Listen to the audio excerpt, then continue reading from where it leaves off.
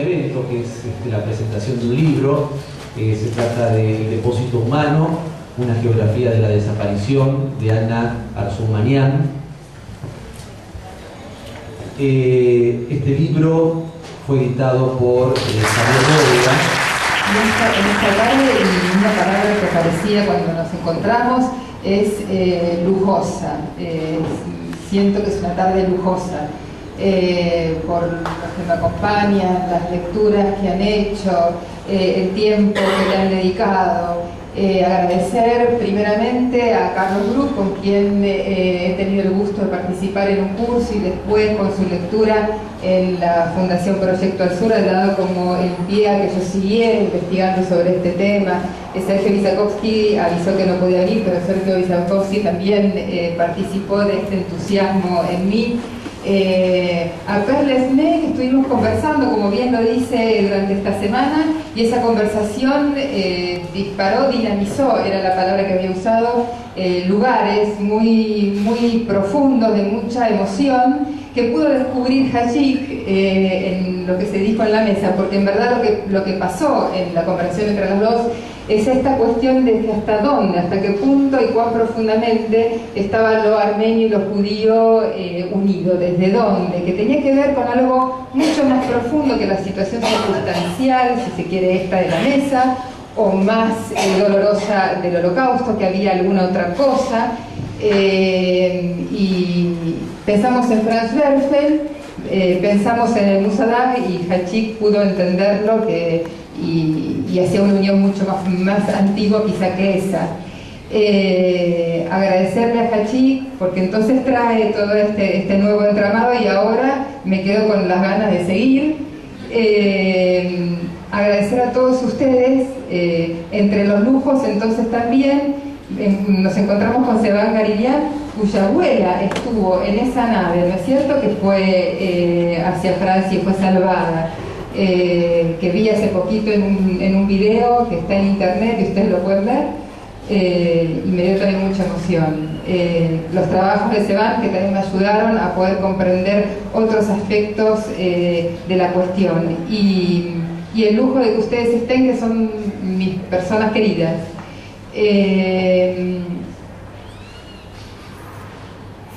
Hay tanto para decir, pero quiero recortar un poco y comentarles que en realidad mi interés, mi deseo era recorrer cierto aspecto de las cuestiones sobre el genocidio para intentar de alguna manera reconstruir, como también Hachik entendió bien esto de la reconstrucción, porque justamente el genocidio, que es un delito, tiene como acción típica la destrucción. La destrucción, que es la muerte de las personas, una destrucción de los grupos políticos, étnicos, raciales, pero también la destrucción de la cultura, es decir, como efecto de esa destrucción hay un efecto de destrucción de cultura.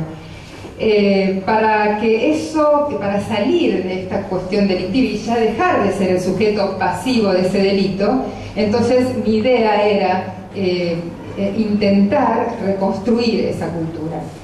El intento de reconstrucción de cultura es bien problemático, y eso es lo que atraviesa el libro. Y es bien problemático porque hay en la comunidad armenia en la Argentina una desconfianza en el lenguaje, una desconfianza en la lengua, una dificultad. ¿Y eso por qué? Primeramente, Hachik decía bien, este no reconocimiento del mundo y del ámbito internacional, esta necesidad que tiene la comunidad y el armenio de probar, es decir, la necesidad de que eso ocurrió, de que verdad pasó, y entonces ¿cómo hacemos para probar al otro de que en verdad pasó? Eso hace que desconfiemos de las ficciones. Entonces el lenguaje, que es el lugar de la ficción, empieza a desvanecerse. Por otro lado, y así rápidamente les cuento que hay estudios hechos en relación al terror y al dolor, porque en verdad el perpetrador lo que realiza es matar, pero también infligir un dolor al que después muere o al sobreviviente. Ese dolor tiene distintos estadios. Primero, un dolor al cuerpo. Segundo, que ese dolor al cuerpo sea visto por otros. Y acá también algo se escuchó acerca de la escenografía y de las escenas. hay una escena del terror, que ese dolor sea visto. Y por tercer lugar, que ese terror y ese dolor que fue visto sea un lugar de poder, es decir, el aparato del poder se apropia del dolor. Entonces, para reconstruir, lo primero que hay que hacer es salir del dolor. Tarea también muy difícil, porque o la víctima murió y entonces el que murió no siente dolor, o sobrevivió y entonces sí siente dolor. Como siente dolor, quiere seguir sintiéndolo para probar que no murió y que está vivo. La dificultad de la comunidad entonces es no, primero, intentar narrar los diferentes con esta cuestión de no probar, porque la prueba sucede en otro lugar y no es en lo cotidiano, o quizás sí probar en el ámbito del arte, pero con las herramientas que nos da el arte, y salir del dolor como una forma de diferenciarnos del muerto, ya no con el régimen de pensamiento del perpetrador. Porque si para diferenciarnos del muerto tenemos que dolernos, es que estamos cumpliendo todavía con el genocidio, y es que todavía el genocidio está sucediendo con nosotros mismos hoy día. Para eso yo estuve una lectura de un fragmento de un autor americano que ha escrito sobre la guerra de Vietnam.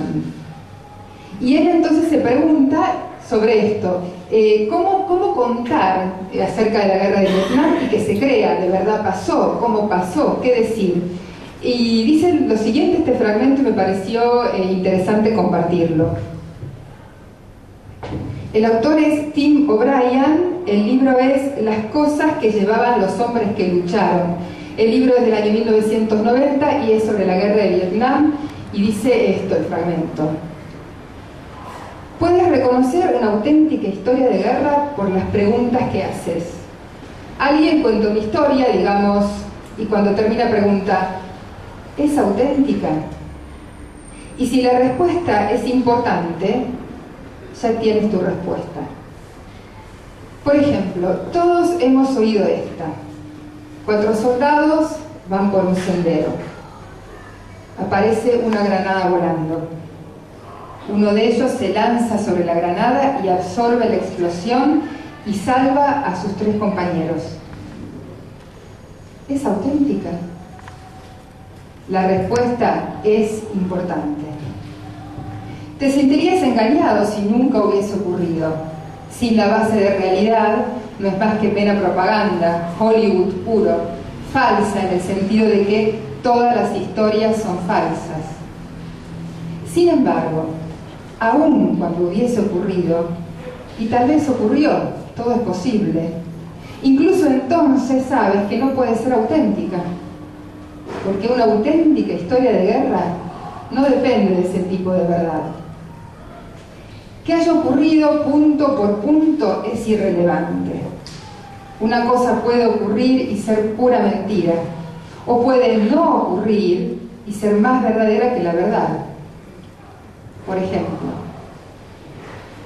4 hombres van por un sendero. Aparece una granada volando. Uno de ellos salta sobre la granada y absorbe la explosión. Pero es una granada muy potente y todos mueren. Antes de morir, sin embargo, uno de los soldados dice, ¿por qué lo hiciste? Y el que saltó dice, es la historia de mi vida, hombre. Y el otro trata de sonreír, pero está muerto. Esa es una historia auténtica que nunca ocurrió. Este es el fragmento de Tim O'Brien, y yo pensaba finalmente sucedió la toma, fuimos a Armenia y me vuelvo a encontrar con el fragmento recién a la vuelta, porque en realidad tenía esto el director, y cuando veo lo que había escrito en el 2008 fue impactante, porque en verdad pasó, esto se cumplió en Armenia. El fragmento entonces dice lo siguiente. ¿Por qué entonces quería ir yo a Armenia? Tomar un avión, bajar en el aeropuerto internacional de Zvartnots a unos 10 kilómetros de Yerevan, buscar un auto, indicarle al chofer la calle Armenia de un hotel armenio en Armenia, trasladarme por alguna carretera atravesada de carteles escritos en armenio, que el chofer esté escuchando alguna radio, porque seguramente tendrá la radio encendida, y la emisora hable en armenio con noticias armenias detrás de un telón musical en armenio. Quiero ir a Armenia para sentir natural aquello que los libros dicen es una construcción. Quiero ir para sentir mi cuerpo, sentir natural ese borde de la piel donde se desteje la realidad y la ficción. No es que necesite estar allí para buscar los cuerpos desaparecidos de mis familiares. Es para salir de la prehistoria. Hace más de 5.000 años, los primeros seres humanos inventaron la escritura. Un inventario de caracteres pictográficos, ideográficos y fonéticos. Quiero ir a Armenia para sentir natural ese invento y salir de esta prehistoria que tiñe de brutalidad las cosas que toco. Soy una mujer de la prehistoria, que utiliza la piedra tallada, hueso y palo. Tengo mi campamento colocado a la orilla del río de la Plata. Allí me aseguro agua y comida por un tiempo. Como si fuera el resto de un animal fosilizado, yo tengo un cuerpo que hace dibujos en una cueva. ¿Qué fue lo que le sucedió a ese hombre que ya pudo escribir aquello que sentía? No hablo de diferencias horarias ni de calendarios. Hablo de no haber entrado en la historia. Abandonar la compulsión probatoria, dejar de pedir la libra de carne como prueba de verdad.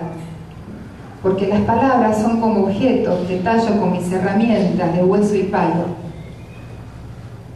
Quiero ir a Armenia para creer en la ficción, en el invento, en la imaginación, para nombrar, para saber que si digo piernas, no me estoy desnudando. Quiero ir a Armenia para entender que la verdad es una ficción, algo que los cuerpos hacen, dicen, escriben, para creer.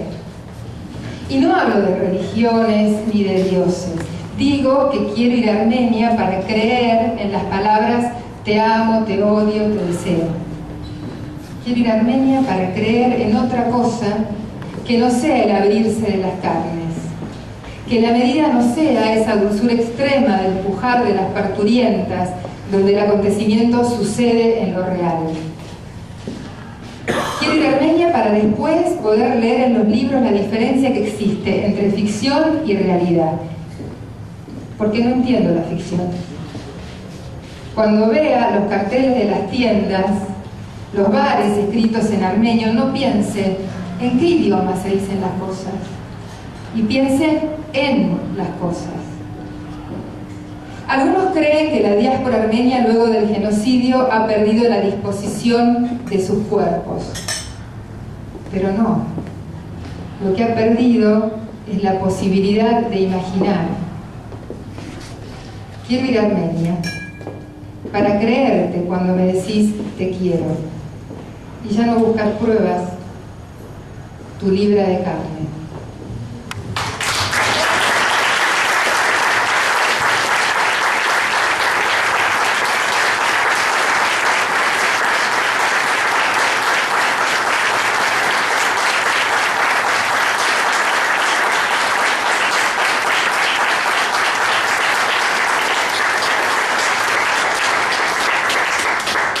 Bueno, muchas gracias Ana por este libro. Presentar un libro siempre es hacer una invitación a su lectura, de eso se trata este puntapié y por supuesto el advenimiento de un próximo libro.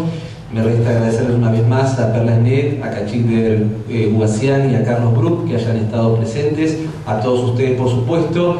Los invitamos a Rogelio Fernández Couto, que ha sido gestor también de esta idea, y a ha avalado este libro para nuestra colección.